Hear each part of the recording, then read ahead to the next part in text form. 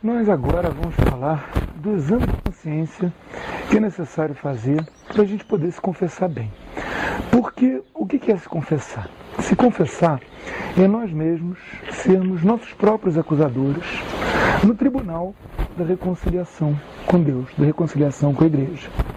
A reconciliação com Deus acontece através da confissão. Ela é um meio ordinário estabelecido por nosso Senhor Jesus Cristo para que a gente volte a ter a graça que a gente perde quando a gente escolhe pecar. Isso é muito importante, porque é uma maneira de nós nos libertarmos de uma horrível escravidão. O pecado é uma escravidão. Enquanto nós não nos libertarmos dessa escravidão, nós continuaremos presos a ela, continuaremos sendo forçados a ir para baixo, sempre para baixo, quando Deus nos chama para irmos para cima. A confissão deve ser feita a um sacerdote que tenha recebido do bispo as faculdades necessárias para que ele possa ouvir uma confissão. A imensa maior parte dos sacerdotes tem essas faculdades, só não as tem normalmente aquele que ou tenha largado a batina, ou que o bispo tenha, por alguma situação, por alguma razão, impedido de ouvir confissões, ou aqueles que não estejam dentro da hierarquia da igreja, sacerdotes acéfalos que andam por aí, foram ordenados não se sabe quem, ordenou não se sabe por onde, e ficam rodando por aí. Mas isso é muito raro hoje em dia, então a imensa maior parte dos sacerdotes tem o poder de ouvir confissões, com à exceção de perdoar alguns pecados específicos, de que nós vamos falar nas outras partes desse vídeo, que a penitência é restrita e apenas o bispo pode perdoar, ou o penitenciário apostólico, um padre a quem o bispo dá essa faculdade especial.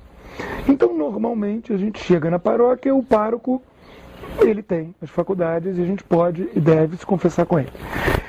Ele vai manter o sigilo, um sigilo completo em relação àquilo que a gente se confesse. Ele não pode falar nada para ninguém. Ele não pode agir em função daquilo que ele aprendeu na confissão. Em suma, o sigilo da confissão é total. Um canonista, uma vez, criou uma historinha para ajudar a entender como esse sigilo funciona.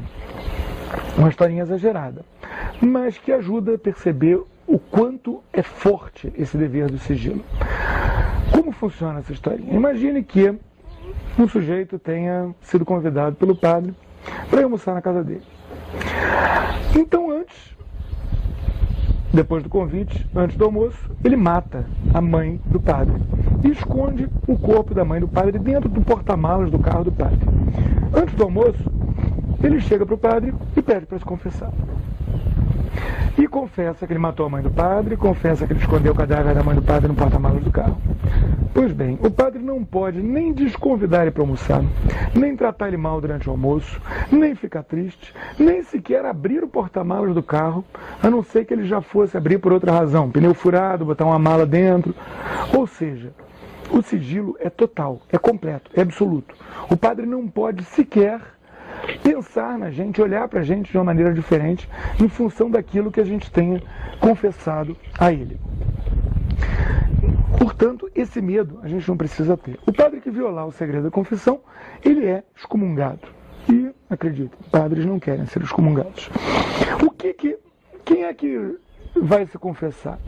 Só a gente? Só os leigos? Não. O padre também. O bispo também. O papa também. Todo cristão tem a necessidade de se confessar. Sempre. Sempre que cometer um pecado mortal e também mesmo se não o cometer. Por quê? Porque a confissão, ela vai nos dar o perdão dos pecados mortais, que são os pecados cometidos deliberadamente, conscientemente, em matéria grave. Mas os pecados veniais, aqueles que não são tão deliberados, aqueles que não são tão conscientes, ou aqueles cuja matéria não é tão grave, esses a gente também deve apontar. Por quê? Primeiro, porque isso vai nos ajudar a nos livrar dessas amarras do pecado, a nos livrar dessa escravidão do pecado. Segundo, porque se a gente está se acusando nesse tribunal, a gente deve fazer o serviço completo. E o padre pode nos auxiliar também, inclusive, a obtermos de várias formas o perdão desses pecados veniais.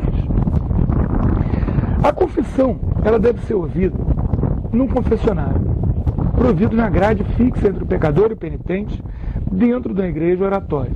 Isso é o que manda a lei da igreja, cânone 964.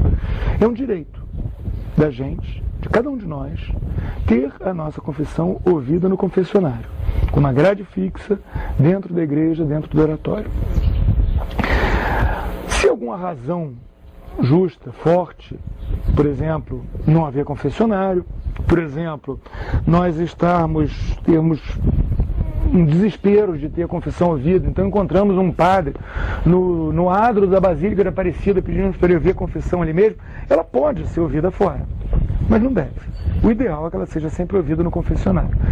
Então, quando alguns padres, que às vezes parecem que confundem o sacerdócio com a função de psicoterapeuta e querem que a gente vá para uma verdadeira sala de terapia, havendo um confessionário, a gente diz: padre, por favor, eu queria me confessar no confessionário. É um direito meu, é o que a lei da igreja diz, é o cânone 964, você pode olhar. E assim, respeitosamente, nós iremos nos dirigir ao confessionário. E o que nós vamos fazer? Nós vamos nos ajoelhar no confessionário. Se ajoelhar é uma coisa muito boa. Primeiro porque ajuda a perceber que nós estamos nos ajoelhando diante de nosso Senhor Jesus Cristo. O padre está ali agindo na pessoa de Cristo. Não é o nosso amiguinho João, que por acaso é padre. É nosso Senhor Jesus Cristo que está ali. Então nós vamos nos ajoelhar diante de nosso Senhor nesse tribunal para nos acusarmos. E o que a gente vai dizer? Primeiro, quando foi a nossa última confissão? A gente pede perdão e diz quando foi a nossa última confissão. Faz uma diferença. Se a gente está se confessando, a última confissão foi ontem, foi uma semana atrás, ou se a última confissão foi 20 anos atrás. Depois, a gente vai nos acusar dos pecados que nós cometemos. E nós vamos dizer quais os pecados, quantas vezes nós os cometemos e como nós os cometemos. Ou seja, se foi uma coisa deliberada, se a gente tinha consciência na ocasião de que estava cometendo aquele pecado, circunstâncias que possam torná-lo mais grave, algumas circunstâncias que possam torná-lo atenuante, ou seja, que não é tão forte, não era um pecado tão forte, por exemplo, se ele tinha bebido umas e outras a mais na hora que ele perdeu a cabeça e falou aquele palavrão. Se ele não tivesse bebido aquelas umas e outras a mais, ele não teria falado esse palavrão. Então, é um atenuante. Mas a gente não está ali para inventar desculpa. A gente está ali para se acusar. Então é muito importante que a gente tenha essa consciência. Também não estamos ali para fazer psicoterapia. Ou seja, a gente não vai ficar se acusando, mesmo porque nem cabe acusação, de ter determinadas tendências, de estar lutando com isso ou com aquilo. Não. A gente vai dizer aquilo em que a gente caiu, aquilo que aconteceu realmente, o problema que realmente aconteceu. Tendo feito a confissão, o padre então vai nos dar a absolvição. A fórmula da absolvição pode ser resumida em eu te absolvo dos teus pecados em nome do Pai, do Filho e do Espírito Santo. A fórmula completa é muito mais completa, muito maior. Mas isso é o essencial. Enquanto ele reza a absolvição, nós devemos rezar um ato de contrição. Existem vários atos de contrição. Nesse vídeo mesmo, no finalzinho, haverá um ato de contrição, vocês podem copiar para tentar decorar. Mas qual o sentido dessa oração do ato de contrição? Ela é uma oração em que a gente reconhece a divindade do nosso Senhor Jesus Cristo e reconhece o quanto nós falhamos em relação aos nossos deveres para com Deus. E a gente expressa a nossa firme resolução de não pecar mais, auxiliado pela graça divina. Todos os atos de contrição podem ser resumidos nessa pequena explicação. Existem vários, todos eles com o mesmo sentido. Por que isso? Porque a matéria da confissão, ou seja, aquilo que é necessário para que haja perdão, é o nosso arrependimento. Esse arrependimento, o ideal é que ele seja na forma da chamada contrição, que é o que o ato de contrição diz. O que é a contrição?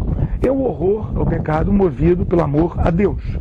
Mas também é possível a gente ter uma confissão, uma absolvição válida, quando nós temos apenas a atrição. O que é a atrição? É o medo de ir para o inferno. mas é sempre necessário que nós tenhamos pelo menos a intenção de não cometer novamente aqueles pecados, não pecar mais. Mas e se a gente sabe que a gente é fraco, que a gente vai pecar de novo, que a gente vai cair de novo, então nem vale a pena se confessar? Vale sim. A gente deve se confessar. Por quê? É como um carro que anda na estrada de noite. O farol dele não ilumina até o fim do mundo. Ele ilumina o que ele está vendo. E a gente, na hora de se confessar, a gente tem que ter essa intenção de não cometer ele mais. A gente sabe que a gente é fraco, a gente sabe que a gente vai cair, vai acabar caindo, sabe? Mas auxiliado pela graça de Deus, talvez a gente consiga não cair, ou não cair tão cedo. E talvez a próxima queda que nós vamos confessar vai levar mais tempo, e um dia, talvez, quem sabe, a gente não vai mais cair naquele pecado. A gente vai ter se libertado daquela escravidão. Portanto, vale a pena a gente se confessar sempre. Quando que a gente tem que se confessar? Pelo menos uma vez por ano é a lei da igreja. Não é necessário que seja na quaresma, apesar da quaresma ser um tempo propício, mas ainda porque a gente tem a obrigação de comungar, e a gente não pode comungar sem ter se confessado, a gente tem a obrigação de comungar uma vez por ano na Páscoa, que tem logo depois da quaresma. Mas a gente pode cumprir essa obrigação de se confessar pelo menos uma vez por ano em qualquer outro tempo do ano também. Não necessariamente na quaresma. Existe gente que se confessa na Páscoa, comunga na Páscoa, por exemplo. Existe gente que se confessa mais frequentemente, o que é recomendável. O ideal é que a confissão seja frequente, semanal, quinzenal, mensal no máximo. Por quê? Porque assim a gente não deixa juntar muito peso. A gente não deixa essa corrente dessa escravidão do pecado prender a gente com tanta força. Fica mais fácil a gente se libertar. Fica mais fácil a gente recuperar aquela liberdade a qual nós somos chamados como filhos de Deus. Para a gente se confessar, a gente deve ter feito um bom exame de consciência, para a gente saber do que a gente vai se acusar. Os próximos vídeos, nós vamos ver todos os mandamentos, que podem ser resumidos em amar a Deus sobre todas as coisas e ao próximo como a si mesmo. Esses mandamentos, a gente deve nos examinar mentalmente, a cada noite antes de dormir, para ver se nós os infringimos, para ver aquilo que a gente está caindo, aquilo que a gente está se prendendo, se acorrentando no pecado, para que a gente possa ter assim a consciência até da necessidade que nós temos de nos confessar. E assim nós possamos melhorar cada vez mais. Não é para a gente pensar no que a gente fez de bom, é para a gente pensar no que a gente fez de ruim. Por quê? Porque se a gente vai eliminando as coisas ruins que a gente faz, o que vai sobrar? As coisas boas.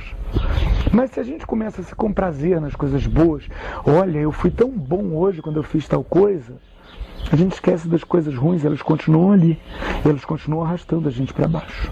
É por isso que vale a pena a gente fazer um exame de consciência diário.